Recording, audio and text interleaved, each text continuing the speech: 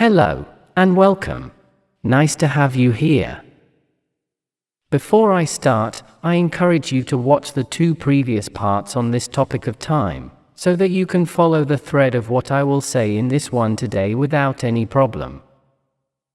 There's actually a funny thing that happens with these videos, and that is that you start with an idea in mind about what you want to talk about, and by the end of it all, you realize that you're going down a completely different path, and you don't know how to get to where you wanted to go. It's silly, but it's funny. Anyway, in the previous video on time, I said how I understand how it works with respect to the linearity that a soul perceives about itself and its incarnations. Although as you move up in density, that is, perspective, the linearity of things and the one-way progression of time becomes blurred, that doesn't mean that when you are in the interview you automatically cease to be an ego, so to speak, self-aware. As long as there is a perception of yourself as something or someone, and not another person, thing, or whatever, you remain a character with your own temporal and circumstantial context. This would lead us to think that you are actually the master of your own destiny all the time, because if you can change your past and your future as we talked about earlier, that means that destiny will actually always be in your hand, right? Guess what? Yes and no. Predictable, isn't it? As absolutely always, it depends on the point of view. Let's imagine a situation. You happen to go to a fortune teller, who reads your future, in between quotation marks, and tells you that you're going to eat a cake within 3 days. A strange example, I know. On the first day, you have an engagement and you have to pick someone up at their house, which happens to be located between 2 bakeries. What bad luck! The delicious smell of the bakery starts to tempt you in an almost cruel way, because you don't want to eat that cake. In the end, you manage to get through the first day without buying it. On the second day, you meet someone on the street who is selling cakes and who needs the money for his family. You have a very strong ethical conflict. You decide to buy the cake from him, but you give it to a relative when you get home. Day 2 is over. On the third day, it turns out to be your birthday. Your family has baked you a huge, mouth-watering cake in your favorite flavor, with a look and texture you'd never forgive yourself for passing up. Everyone is pushing you because they've made it for you, so how can you not eat the cake? The important question now is, are you really wanting to eat a cake or pie? Just kidding. The important thing now is that this is where opinions are divided, and I think that even here among us it will be the same. And there are those who think that all this means that you are destined to eat that cake, and that no matter how much you avoid it, you will end up eating cake in the end. It's your destiny and it should be respected. But here's where my opinion comes in, which I'm sure you'll like, if you can read between the lines of what that might mean. Let's go back to the birthday moment.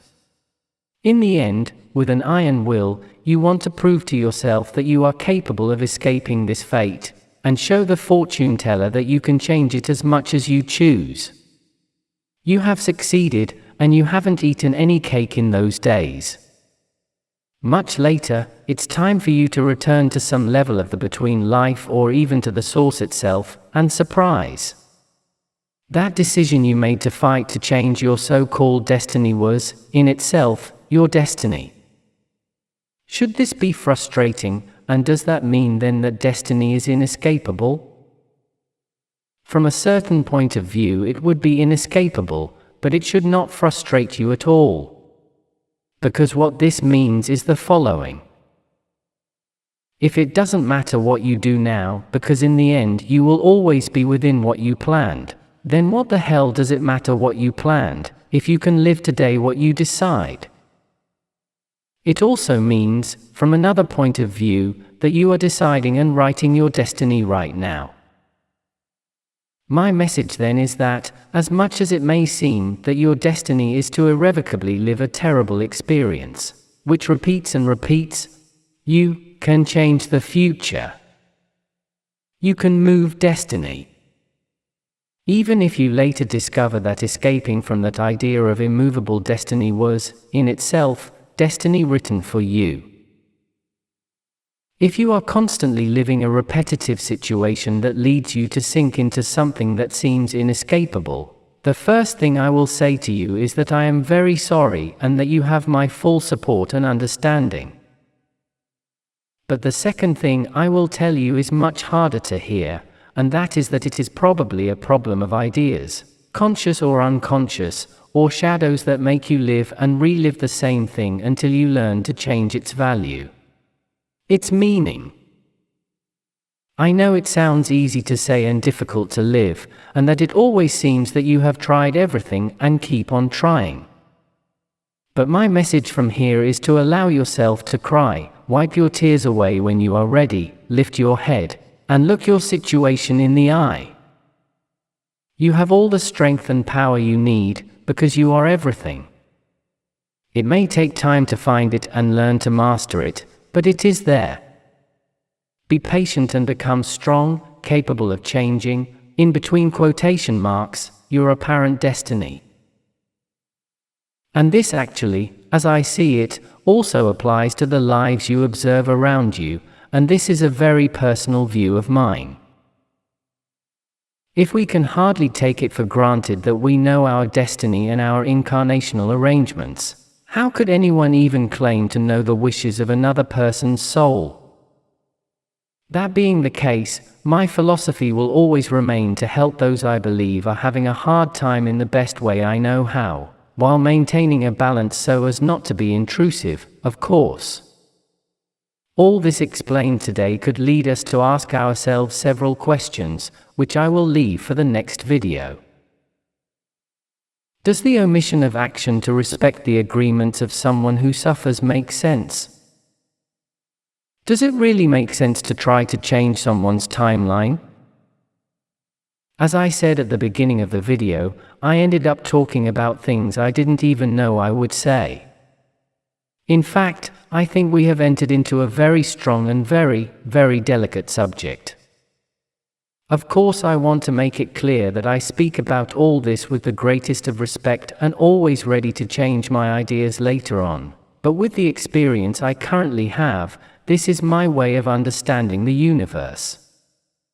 Because as you can see, I can no longer say that we are just talking about time. Following the thought of how time works has basically led us to everything else. I hope you liked it a lot, but most of all I hope it made you think. I encourage you to draw your own conclusions, which need not necessarily coincide with mine. Best regards. Za'el of Error.